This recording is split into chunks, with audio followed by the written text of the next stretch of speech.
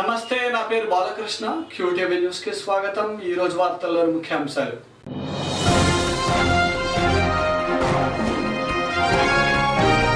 రాష్ట్రానికి ప్రత్యేక హోదా కల్పించాలని కోరుతూ ప్రజా బ్యాలెట్ నిర్వహణ.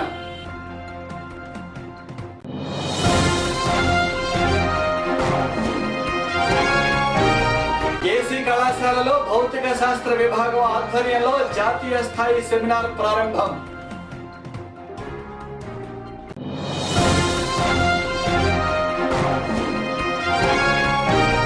తక్షణమే కరువు మండలాలు ప్రకటించి ప్రత్యామ్నాయ చర్యలు తీసుకోవాలి. ఏపీ రైతు సంఘం నాయకుల డిమాండ్. రాష్ట్రానికి ప్రత్యేక హోదా కల్పించి విభజన హామీలను అమలు పరచాలని కోరుతూ ప్రత్యేక హోదా సాధన సమితి ఆధ్వర్యంలో నేడు ప్రజా బ్యాలెట్ ను నిర్వహించారు. రాష్ట్ర ప్రజలందరూ పార్టీలకు అతీతంగా ప్రత్యేక హోదా సాధనకు ముందుకు రావాలని ఈ సందర్భంగా నాయకులు పిలుపునిచ్చారు. పోరాటం ద్వారానే మన హక్కులు సాధించుకోగలుగుతామని, కేంద్రం మెడలు వంచైనా ప్రత్యేక హోదా సాధించుకుందామని అన్నారు.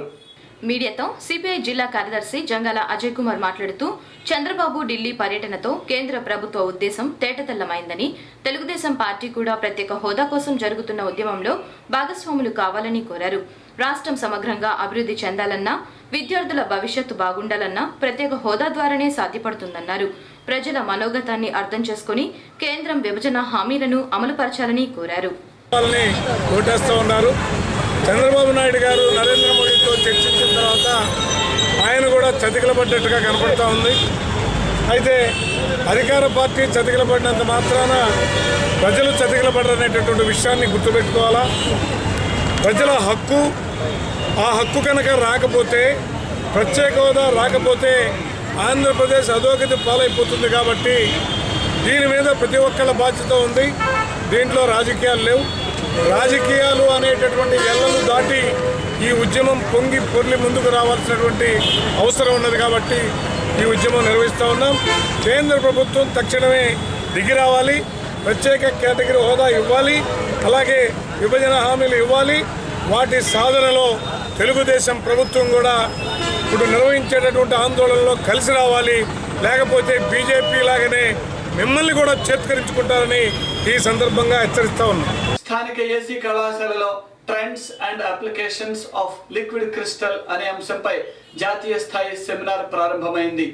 భౌతిక శాస్త్ర విభాగం ఆధ్వర్యంలో నిర్వహిస్తున్న ఈ సెమినార్ నేడు రేపు 2 రోజుల పాటు జరగనున్నది.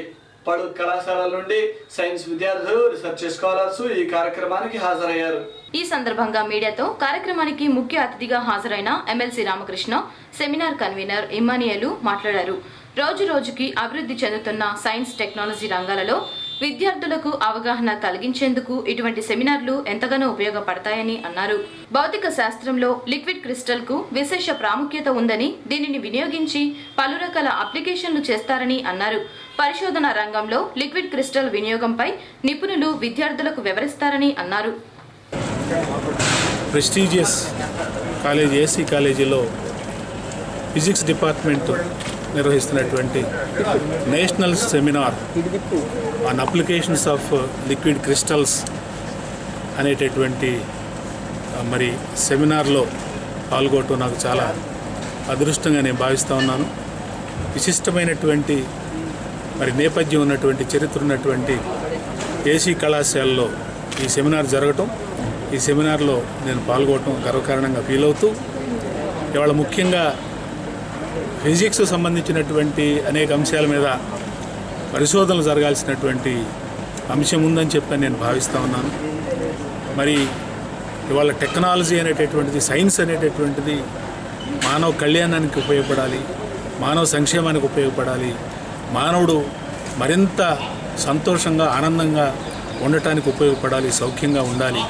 అయితే చాలా మరి వాళ్ళు కనుగొన్నటువంటి అనేకమైనటువంటి సైన్స్, సాంకేతిక రంగంలో వచ్చినటువంటి అభివృద్ధి మూలంగా కనుగొన అప్లికేషన్స్ ఆఫ్ లిక్విడ్ క్రిస్టల్స్ అనేది one of the important topic in the physics subject.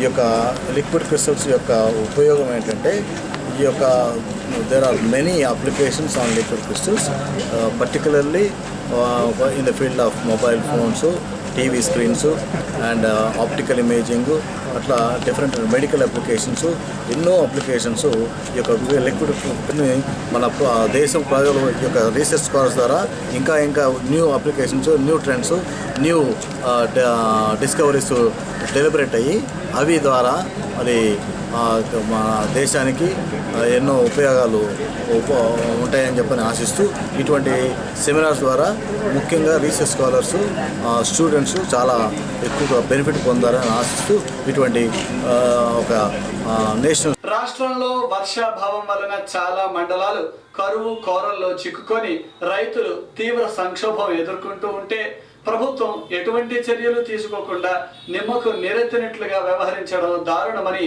Andhra Pradesh రైతు సంఘం నాయకులు విమర్శించారు. తక్షణమే కరువు మండలాలు ప్రకటించి రైతులను ఆదుకునేలా ప్రత్యామ్నాయ చర్యలు తీసుకోవాలని డిమాండ్ చేశారు. పండిన పంటలకు కనీస మద్దతు ధరలను ప్రకటించాలన్నారు. స్థానిక బ్రాడీపేటలోని సిపిఎం కార్యాలయంలో ఆంధ్రప్రదేశ్ రైతు సంఘం రాష్ట్ర స్థాయి విస్తృత సమావేశాన్ని నిర్వహించారు. ఈ సందర్భంగా నాయకులు మాట్లాడుతూ రాష్ట్ర ప్రభుత్వం రాజధాని పేరుతో భూసేకరణ చేపట్టి కార్పొరేట్ వ్యాపారులకు దోచిపెడుతుందన్నారు. రాజధానికి వేల ఎకరాల భూమిని సేకరించాల్సిన అవసరం లేదని, సంవత్సరానికి 3 పంటలు పండే భూములను దుర్వినియోగం చేస్తున్నారన్నారు. రాష్ట్రానికి సగానికి పైగా మండలాల్లో కరువు విలయ తాండవం చేస్తూ ఉంటే రైతులను ఆదుకునేలా ఎటువంటి చర్యలు తీసుకోలేదన్నారు. తక్షణమే కరువు మండలాల్లో సహాయక చర్యలు చేపట్టాలని డిమాండ్ చేశారు. ఈ విధానానికి చంద్రబాబు నాయుడు ప్రభుత్వం స్వస్తి చెప్పాలని, లేకపోతే రైతాంగం నుంచి తీవ్రమైనటువంటి ఆందోళనని ఎదుర్కోవాల్సి వస్తుందని సమావేశం తరఫున రాష్ట్ర ప్రభుత్వాన్ని హెచ్చరిస్తుంది. ఇప్పటికే రాష్ట్ర రాజధాని పేరుతో గుంటూరు జిల్లాలో 29 గ్రామాల్లో 53,000 ఎకరాల భూసేకరణకు ప్రభుత్వం పూనుకుని 45,000 ఎకరాల భూమిని సేకరించింది.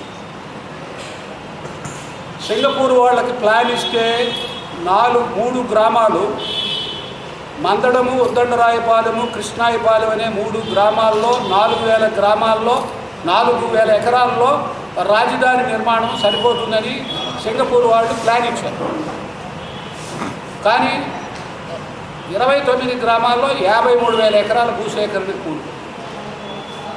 ఇది సాలదన్నట్లుగా దీన్ని ఆనుకుని ఉన్నటువంటి కృష్ణా, గుంటూరు జిల్లాల్లో మరొక 1,00,000 ఎకరాల అటవీ భూమిని డీనోటిఫై చేసి రాజధాని అవసరాల కోసం కట్టబెట్టమని చెప్పి కేంద్ర ప్రభుత్వంతో రాయబారాలు నడుపుతున్నాడు చంద్రబాబు నాయుడు.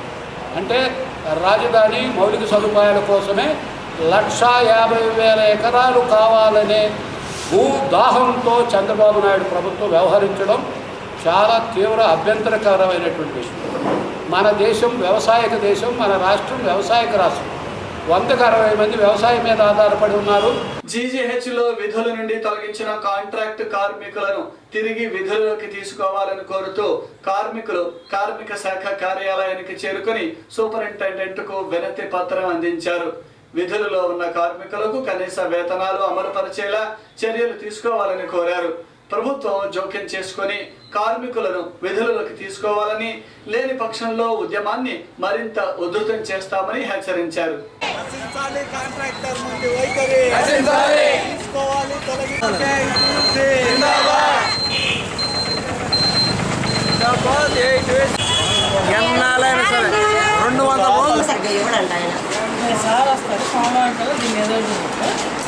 అక్రమంగా తొలగించి ఈ రోజుకు 8 రోజులు గడిచింది.